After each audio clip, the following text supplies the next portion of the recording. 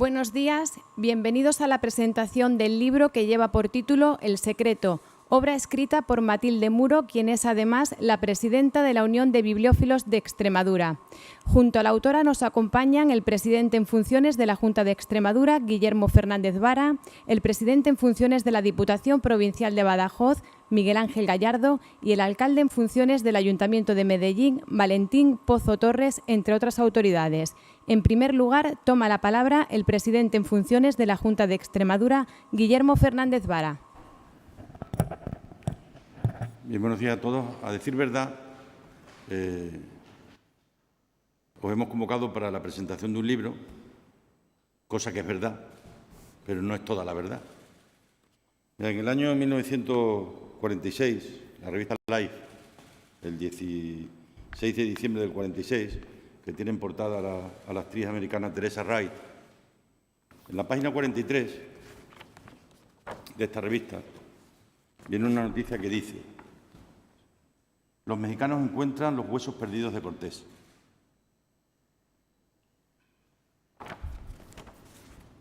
Pues una parte de eso está aquí. Cortés fue encontrado, como ahora nos contará Matilde, los restos de Cortés fueron encontrados en una pequeña urna, parte de la cual está aquí, y parte de los restos de polvo de sus huesos también, ¿no? Es una larga historia, desde el punto de vista periodístico, apasionante para profundizar en ella, ¿no? Por tanto, solo voy a darle las gracias a Blanca Gutiérrez Colomer Zunzunegui, a Mercedes Gutiérrez Colomer Zunzunegui, a Leonardo Gutiérrez Colomer Zunzunegui, que son los donantes de lo que significan estos restos y reliquias de Hernán Cortés, que a partir de muy pronto estarán expuestos para que puedan ser visibles por parte de quien lo desee realizar, ¿no? La idea que tenemos el Gobierno en funciones y el Ayuntamiento de Medellín en funciones era que evidentemente se depositen allí en Medellín y que puedan ser, por tanto, objeto de estudio, de investigación y de visita por parte de los ciudadanos que lo quieran hacer. Obviamente ahora será el Gobierno que salga de la Constitución de la Asamblea, que habrá la semana que viene, y el Gobierno que salga de la Constitución del Ayuntamiento de Medellín, que se haga mañana, quien tome esa decisión, ¿no?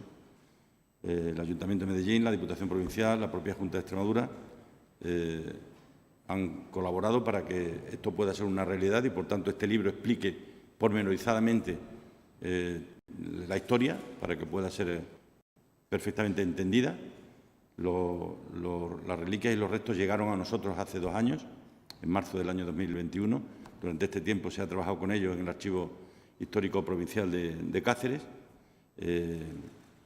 Se ha hecho además con una enorme discreción, como así queríamos que fuera, hasta que toda la documentación que venía acompañando a los restos, a las reliquias, fueran debidamente contrastadas y cotejadas. Una vez que esto ha sido ya una realidad, pues lo presentamos para que seamos todos conscientes, pues, del importante hallazgo que significa y representa para nosotros. Por eso mis palabras son de una enorme gratitud para la familia. El retrato que acompaña a los documentos es el abuelo de los actuales donantes, que fue quien trajo de México a España en el siglo pasado estos restos, pero en fin, eso ya forma parte de la historia que ya no me compete a mí contar, ¿no?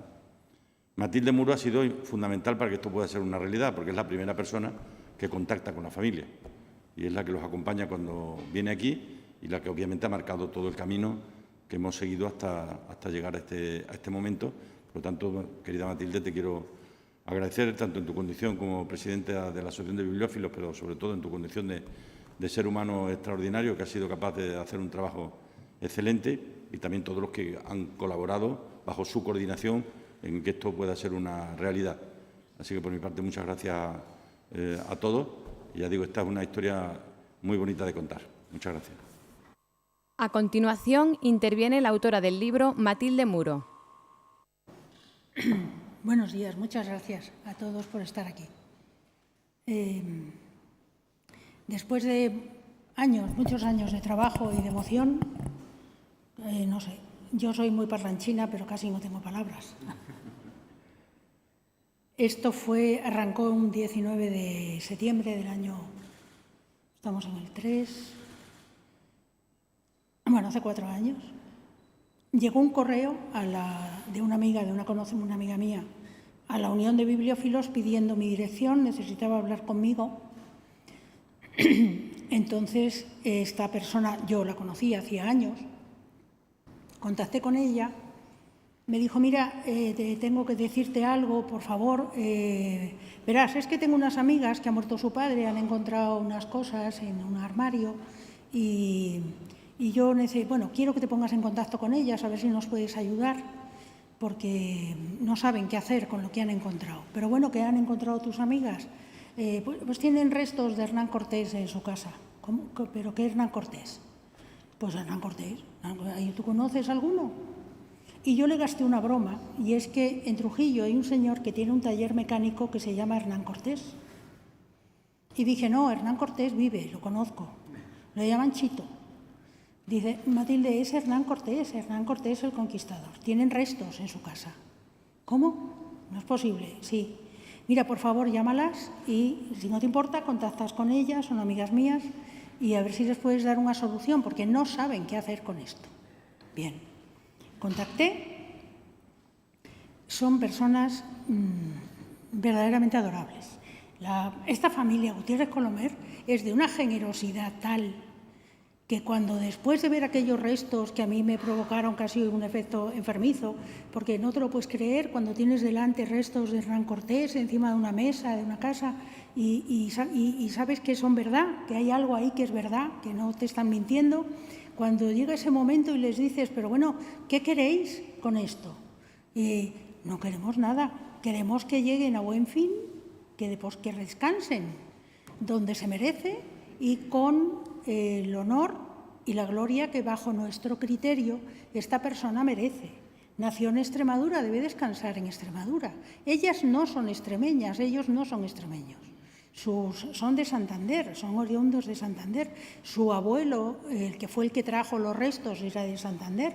Era un farmacéutico muy acreditado, una persona, un intelectual importantísimo en esa época del silencio de la intelectualidad en España, que fue la dictadura, pero este hombre trabajó profundamente al conocimiento de la farmacia, a la administración, a que la farmacia en España se regulara, trabajar sobre todo con la distribución de las farmacias, la colocación exacta por población.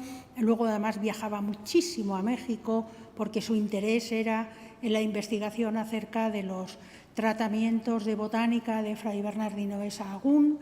Es decir, era un personaje interesantísimo que, por esas cosas que el destino tiene que no son fáciles de explicar, en un momento determinado, un historiador mexicano empatiza mucho con él en México, se produce el hallazgo de repente de los restos de Hernán Cortés, que hacía 136 años que habían desaparecido, se produce ese hallazgo y este historiador mexicano le pide a este farmacéutico que traiga estas reliquias importantes en tamaño, no son los huesos, no tenemos el esqueleto, tenemos unas reliquias pero de un tamaño importante. Él considera que deben de estar en España, que es donde Hernán Cortés nació. Este señor se las trae, trata de colocarlas en el gobierno franquista y nadie quiere saber nada del tema. Hernán Cortés siempre ha sido un personaje muy, muy discutido, siempre ha sido una persona con sus luces y sombras, como lo somos todos, pero él conquistó un imperio y fundó un país inenarrable como es México. En este momento, yo lo primero que pensé es que el único sitio al que se podían entregar estas reliquias era la Junta de Extremadura. Y aunque esto parezca un espectáculo de bombos mutuos, no lo he dicho nunca, pero jamás dudar cuando llamé y dije, por favor, háganme caso, tengo unos restos de Hernán Cortés. Presidencia jamás dudó. No me dijeron, ¿pero qué dice? Jamás. Les pedí discreción hasta hoy. Nadie lo ha sabido. 4 años hemos estado trabajando con el apoyo siempre de Presidencia. Jamás me han dicho para atrás, para adelante, corre, vuela, haz lo que sea. Jamás. Siempre han confiado en nosotros. Siempre han confiado en la Unión de Bibliófilos. Nadie nos ha dicho a ver qué está pasando. Solo nos han dicho cómo va. Jamás. Y eso no tiene palabras de agradecimiento posibles. No puedo dejar de agradecer también a Agustín Vivas, catedrático de Biblioteconomía de la Universidad de Extremadura, que ha hecho la parte documental importantísima del libro, donde con su conocimiento, Agustín está aquí con nosotros, con el estudio profundísimo de todos los documentos que además de las reliquias se aportaron para la fiabilidad de las reliquias, ha hecho el estudio profundísimo de todos esos documentos para acreditar la fiabilidad. Y quiero agradecer también a Juan Manuel Corrales Calvo, que no está entre nosotros, director del Museo Barroco de Puebla, México. Le pedí la colaboración para que México estuviera con nosotros, para que no haya duda alguna de que esto se trata de un simple hallazgo, de unas reliquias de un personaje que no es ni blanco ni negro, ni rojo ni azul, ni verde ni amarillo. Fue un personaje histórico, es un personaje histórico que ha marcado el devenir de la historia de muchos millones de personas, y Juan Manuel Corrales nos ha trazado un perfil de cómo era el México en el que aparecieron estos restos en 1946, cómo es el México de ahora y cuál es la visión que en México había y hay de la figura de Hernán Cortés y de los sucesivos enterramientos que tuvo. Hoy es un día, se lo decía a los amigos ahora cuando nos hemos visto, yo estoy un poco hoy viuda de Hernán Cortés. He estado 4 años trabajando con él, pensando en él, en sus restos, en los hallazgos, en cómo se podía arbitrar la presencia de él entre nosotros, la importancia que yo creo que para Extremadura tiene que haya reliquias de Hernán Cortés puestas a la contemplación y casi a la devoción de tantos miles de personas como son seguidores, los cortesianos de la figura de Hernán Cortés, la importancia que esto tiene y la dignidad que para Extremadura supone recibir en su casa de nuevo a Hernán Cortés, que salió para fundar un imperio y ha vuelto a descansar. Les agradezco mucho su presencia y cualquier pregunta. Estamos aquí.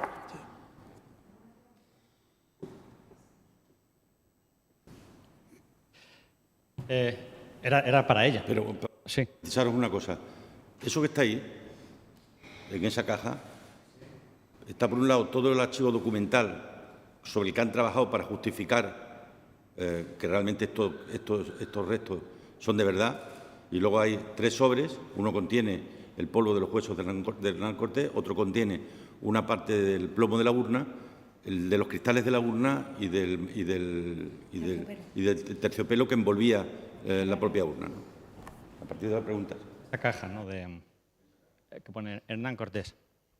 Sí, le quería preguntar, entonces, ¿desde cuándo lleva Hernán Cortés en España? No me ha quedado claro. ¿Ha estado en Santander?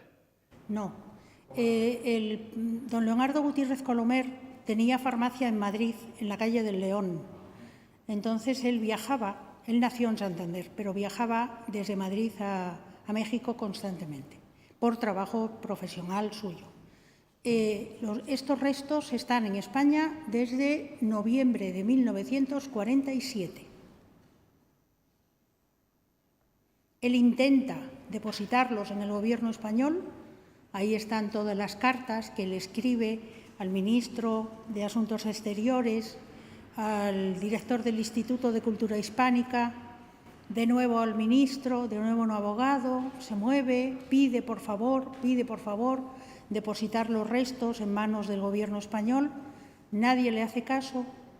Y el último documento en el que él, yo creo que se rinde, levanta la bandera blanca y dice: yo me rindo de esto, pasaron 20 años, el último documento es una carta que le escribe Gregorio Marañón a él, entonces director del Instituto de Cultura Hispánica, y le dice: señor Gutiérrez Colomer, los papeles que usted reclama y todo lo que usted está pidiendo que nosotros hagamos público se han perdido.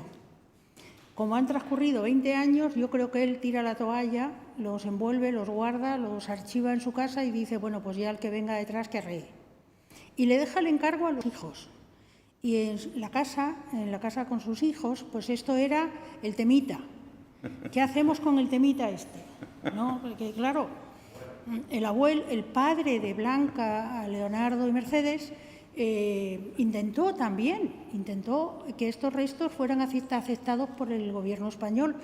Jamás consiguió una respuesta. Y cada vez que había un movimiento de algo, pues se ponía malo uno: oye, a ver si me voy a morir, ¿qué pasa con el temita? Pues el temita se quedó.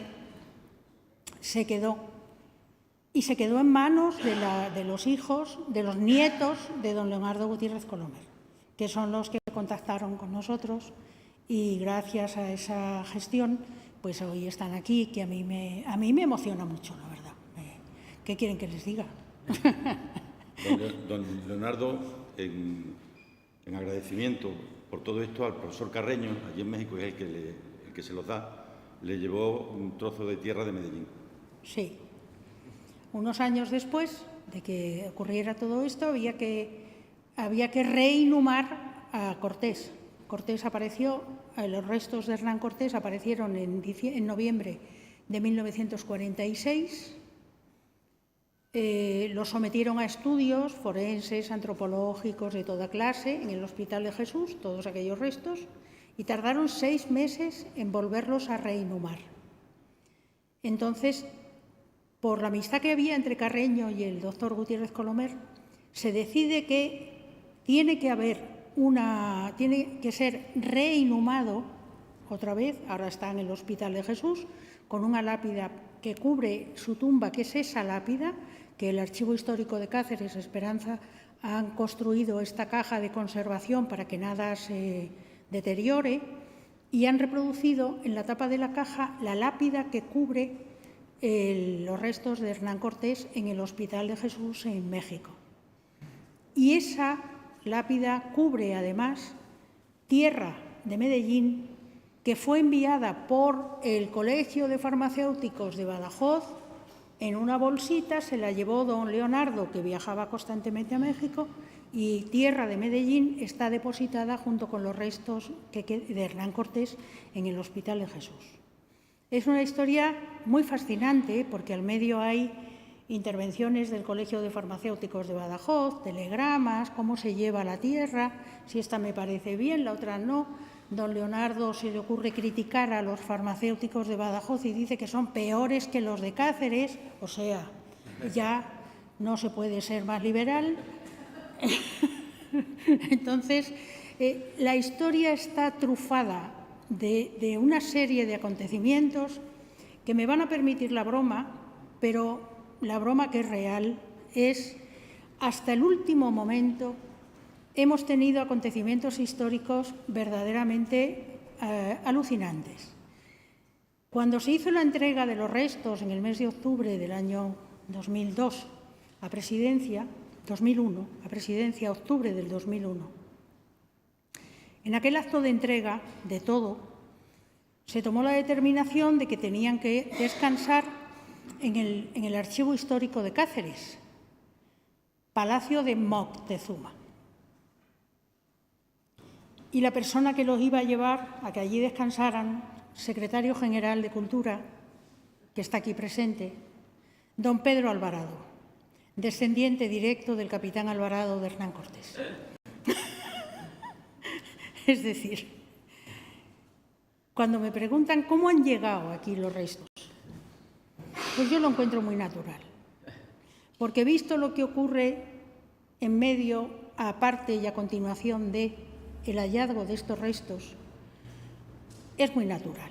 ¿Cómo no van a estar aquí? ¿Dónde van a estar? ¿En qué mejor sitio? Bajo la protección de su capitán, don Pedro Alvarado, y durmiendo en el Palacio de Moctezuma. Es el mejor sitio para Hernán Cortés hasta que vaya a dormir donde nació. Sí. Y eso le quería precisamente preguntar. Usted, ya lo ha dicho el presidente, dependerá de quién forme gobierno, dependerá quién forme gobierno en el ayuntamiento, pero ¿sueñe usted cómo sería ese lugar en el que sería quizá la última morada de Hernán Cortés en...? No se puede imaginar lo que sueño. No se lo puede imaginar. Escríbanos cómo le gustaría que fuese ese lugar. Ese lugar tiene que ser Medellín. Creo que debe ser Medellín. Mi vida profesional ha sido siempre en la seguridad social. Yo he trabajado toda mi vida en la seguridad social como funcionario de atención al público. Tengo la suerte de hablar lenguas distintas. Entonces, cuando en la seguridad social llegaba un extranjero o un papel en alemán o en inglés o en francés, muro, muro, que lo coja muro, que esto no se entiende. Llegaba un emigrante, muro, muro, que lo atienda muro. Y esto viene a colación, porque yo he tratado siempre con los emigrantes, siempre. ¿Y cuál es el sueño de un emigrante? Dejar su juventud, dejar su vida, su potencial de trabajo, su esfuerzo en el país que lo alimenta, pero para morir en su casa y descansar en su casa. Hernán Cortés no dejó de ser un emigrante, hacer fortuna. No dejó de ser un hombre deslumbrado por lo que se contaba de lo que había en América y lo que había, las posibilidades de esos ríos de leche y cascadas de oro que salían por Jauja, y fue a conquistarlo, fue a verlo. Y al final, ¿qué quiere un emigrante? Descansar en casa. Quiere morirse en su casa, estar en su casa. Que haya alguien que en un momento determinado lo conoció, oyó hablar de él y le lleva una florecita o no sé, hace un signo, cualquier cosa, ¿no?, que lo quiere. Entonces, mi sueño sería el mío. Les vuelvo a contar que yo, de verdad, no tengo nada que ver con todo esto, más que reconozco públicamente un cariño profundo por el presidente. Pero de hace muchos años, no es de ahora. Quiero decirles que yo creo que Hernán Cortés debe estar en Medellín.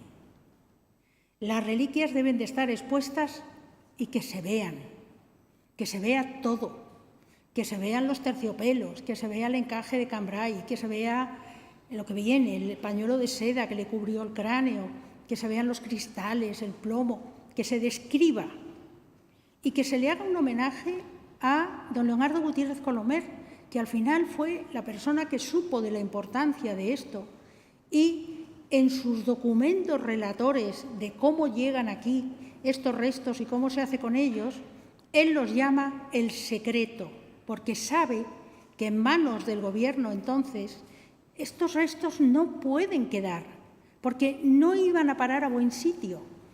Por eso el libro se llama El secreto, porque él trata este tema como un secreto, que dice él, no sé si textualmente, más o menos, dice el secreto que verá la luz cuando sea menester, porque ahora no es posible.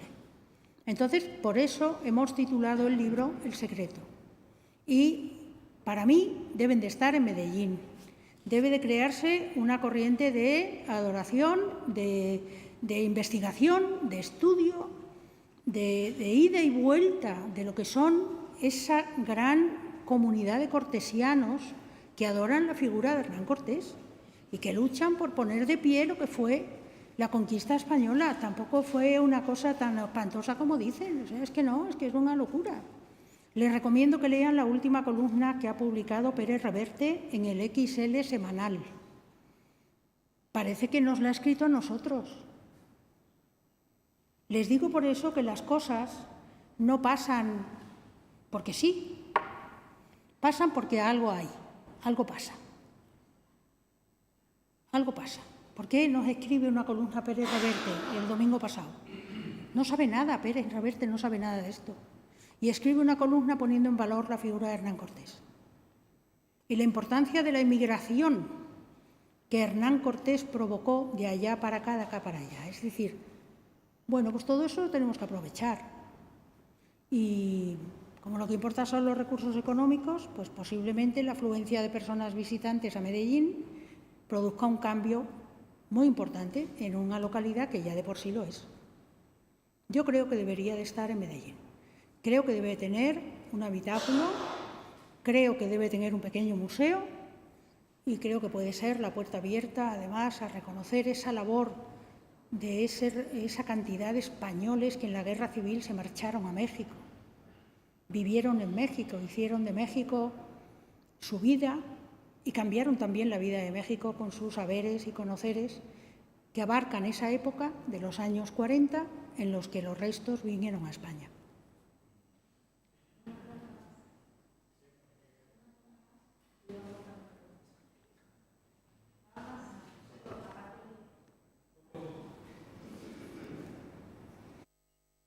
Preguntar al...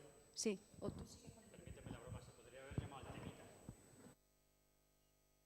Estaba cogido el título en la Sociedad General de Autores.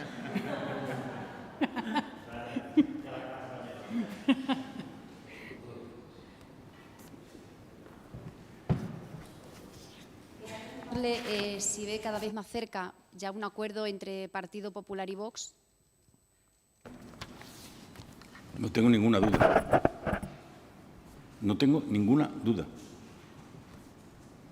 El acuerdo está desde el minuto 1, porque se han puesto de acuerdo en lo que para ellos es esencial, que es sacar al PSOE del Gobierno. Con lo cual, el acuerdo está. Lo que estarán es dándole forma. No lo digo yo, lo han dicho ellos, ¿eh? Cuando manifiestan que el fin de todo esto es sacar a los socialistas del Gobierno, el acuerdo ya está. Lo que único que falta es que le den forma. Más cosas.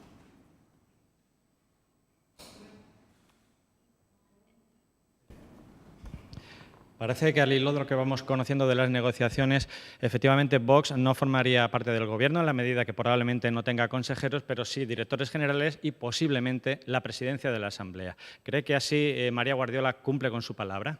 No tengo nada que decir, soy muy respetuoso con los demás. Todo lo que no lo han sido conmigo, habitualmente y a lo largo de toda mi vida política, he sido siempre muy respetuoso con los partidos, con los acuerdos, con las negociaciones. Por tanto, no tengo nada más que decir. Sí es verdad que sería una novedad. Vamos a descubrir de pronto en el siglo XXI que los directores generales o secretarios generales no son parte del Gobierno, lo cual no deja de ser curioso, ¿no? Deben de ser de una ONG. Nada, es toda una precisión. Lo que ha tenido que batallar incluso desde el más allá Hernán Cortés para llegar hasta aquí, ¿no? Ha seguido haciendo sus aventuras. Bueno, aparte de esto, hay negociaciones abiertas en Don Benito. Parece ser que no se acaban de poner de acuerdo. Hay muchas diversas propuestas sobre la mesa. Estamos a unas horas de que se conformen los ayuntamientos, también el de Don Benito. ¿Cómo ve la situación o cómo se está viviendo esto en la localidad? Pues si digo la verdad, con tristeza, porque soy una persona que cree mucho en la política, a pesar de todos los pesares de lo que se puede hacer mal o regular. Creo profundamente en la política es la que transforma la vida de las personas y, por tanto, cuando la política se instala en el no, cuando la política se instala en a ver de qué se habla, que me opongo, cuando la gente vota con todo el derecho del mundo, pero no por pasión hacia un programa, hacia una transformación o hacia un cambio, sino por ir contra algo, obviamente es una mala noticia, una pésima noticia, ¿no? En cualquier caso, es lo que deciden los ciudadanos. Y es verdad que Don Benito, que era una ciudad que iba como un cañón, que atraía la inversión y la apuesta de muchísimas empresas, pues no sé si ha tenido algo que ver, pues que había un Gobierno con un proyecto serio, que no ha perdido tiempo en debates estériles que no valen para nada, sino que estaba encaminado fundamentalmente a intentar mejorar la vida de los dombenitenses y de las dombenitenses, ¿no? Pero no deja de ser una opinión que además en este caso ya no vale para nada.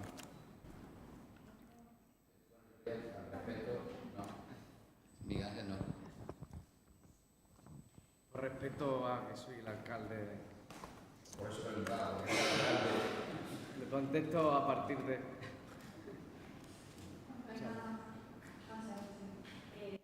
Novedades también al respecto de Valdecañas, que se publicaron ayer por parte del Constitucional.